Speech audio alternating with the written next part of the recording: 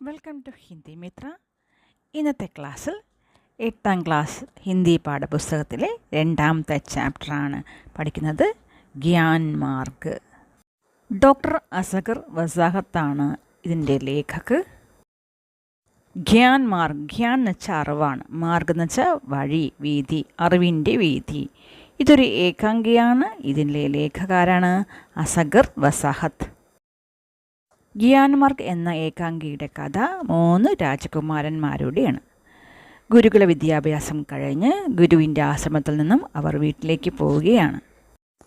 കാട്ടിലൂടെ സഞ്ചരിക്കുന്ന 3 രാജകുമാരന്മാരുടെ സംഭാഷണത്തിലൂടെയാണ് ഏകാംഗിയുടെ കഥ ആരംഭിക്കുന്നത്.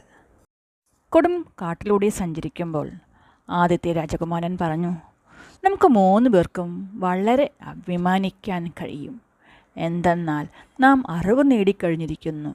ഇത് കേട്ട് 2ാമത്തെ രാജകുമാരൻ പറഞ്ഞു, ലോകത്തിൽ വളരെ കുറച്ചാളുകൾക്ക് മാത്രമേ ഈ സൗഭാഗ്യം കിട്ടാറുള്ളൂ. ഇത് കേട്ട് 3ാമത്തെ രാജകുമാരൻ പറഞ്ഞു, എന്നാൽ നമ്മുടെ അറിവ് ഒരുപോലെയല്ല. ആദ്യത്തെ രാജകുമാരൻ ചോദിച്ചു, എന്താണ് നീ പറയുന്നതിൻ്റെ അർത്ഥം? 3ാമത്തെ രാജകുമാരൻ മറുപടി പറഞ്ഞു, എൻ്റെ അറിവ് നിങ്ങൾ 2 പേരെക്കാളും കൂടുതലാണ്. ഇത് കേട്ട് ആദ്യത്തെ രാജകുമാരൻ പറഞ്ഞു, എന്തൊരു വിഡ്ഢിത്തരമാണ് പറഞ്ഞുകൊണ്ടിരിക്കുന്നത്. ഞാൻ നിങ്ങൾ 2 പേരെക്കാളും വലിയവനാണ്. എൻ്റെ അടുത്താണ് കൂടുതൽ അറിവുള്ളത്. 2ാമത്തെ രാജകുമാരൻ പറഞ്ഞു, ഞാനാകട്ടെ ഗുരുകുലത്തിൽ വരുന്നതിന് മുമ്പും പഠിക്കുന്നുണ്ടായിരുന്നു. എൻ്റെ അറിവ് നിങ്ങൾ 2 പേരെക്കാൾ കൂടുതലാണ്. 1ാമത്തെ രാജകുമാരൻ പറഞ്ഞു, എൻ്റെ പിതാവ് വലിയ ജ്ഞാനിയാണ്. അദ്ദേഹത്തിൻ്റെ പുത്രനായിരിക്കുന്നത് കാരണം ഞാൻ നിങ്ങൾ 2 പേരെക്കാൾ കൂടുതൽ പണ്ഡിതനാണ്.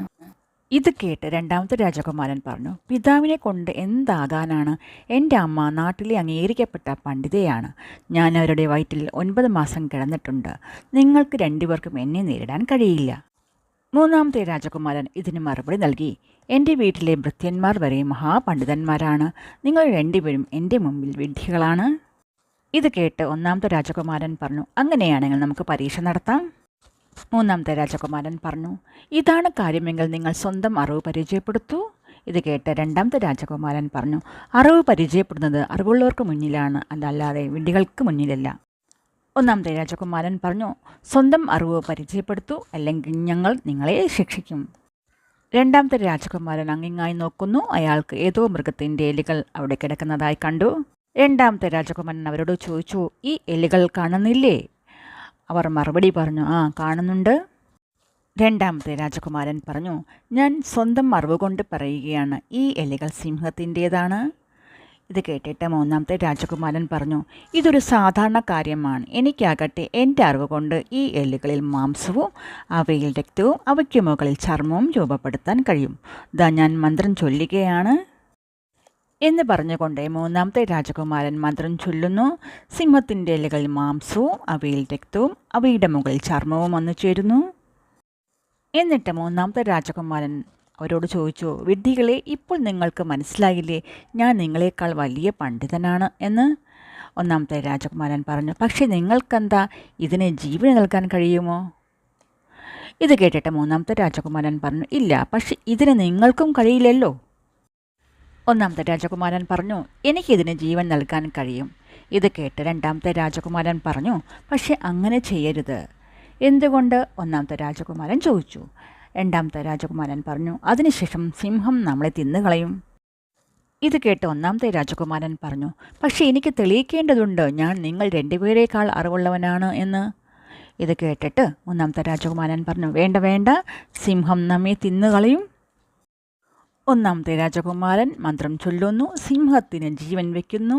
സിംഹം ഗർജിച്ചുകൊണ്ട് അവരുടെ നേരെ പായുന്നു. അവർ രക്ഷപ്പെടാൻ ശ്രമിക്കുന്നു.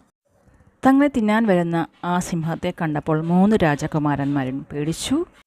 അപ്പോഴാണ് 2ാമത്തെ രാജകുമാരൻ പറഞ്ഞു, അതാ നോക്കൂ, അതാരാണ് വരുന്നതെന്ന്. 1ാമത്തെ രാജകുമാരൻ പറഞ്ഞു, അത് നമ്മുടെ ഗുരുജിയാണല്ലോ. 3 രാജകുമാരന്മാരും ഗുരുജിയോട് സിംഹത്തിൽ നിന്നും തങ്ങളെ രക്ഷിക്കാൻ അപേക്ഷിച്ചു. ഗുരുജി 3 രാജകുമാരനോടായി പറഞ്ഞു, എനിക്കറിയാമായിരുന്നു നിങ്ങൾക്കുള്ളിൽ ഇപ്പോഴും അഹങ്കാരം വളരെയുണ്ട്. നിങ്ങൾ സ്വന്തം അറിവിനെ നശിപ്പിക്കാൻ സാധ്യതയുണ്ടെന്നും എനിക്കറിയാമായിരുന്നു. അതുകൊണ്ട് ഞാൻ നിങ്ങളെ പിന്തുടരുകയായിരുന്നു. ഒന്നാമത്തെ രാജകുമാരൻ ഗുരുജിയോട് പറഞ്ഞു, ഗുരുജി, എന്നിൽ നിന്നും വലിയ തെറ്റ് സംഭവിച്ചു പോയി. സിംഹം നമ്മെ എല്ലാം തിന്നുകളയും. ഇത് കേട്ട് ഗുരുജി പറഞ്ഞു, ഇനി ഞാൻ എൻ്റെ അറിവ് കൊണ്ട് ഈ സിംഹത്തെ ആടാക്കി മാറ്റാം. ഗുരു മന്ത്രം ജപിക്കുന്നു, സിംഹം ആടായി മാറുന്നു. എന്നിട്ട് ഗുരുജി തൻ്റെ ശിഷ്യന്മാരോടായി പറഞ്ഞു, നിങ്ങളുടെ അറിവ് കൊണ്ടല്ല, അജ്ഞത കൊണ്ടാണ് നിങ്ങൾക്ക് നാശം സംഭവിച്ചത്. നമ്മൾ നേടുന്ന അറിവ് നമ്മുടെയും മറ്റുള്ളവരുടെയും നന്മയ്ക്ക് വേണ്ടിയുള്ളതാണ് എന്നുകൂടി ഗുരുജി ശിഷ്യന്മാരോടായി പറഞ്ഞു. 3 രാജകുമാരന്മാരുടെ കഥ ഇഷ്ടപ്പെട്ട കുട്ടികളെ?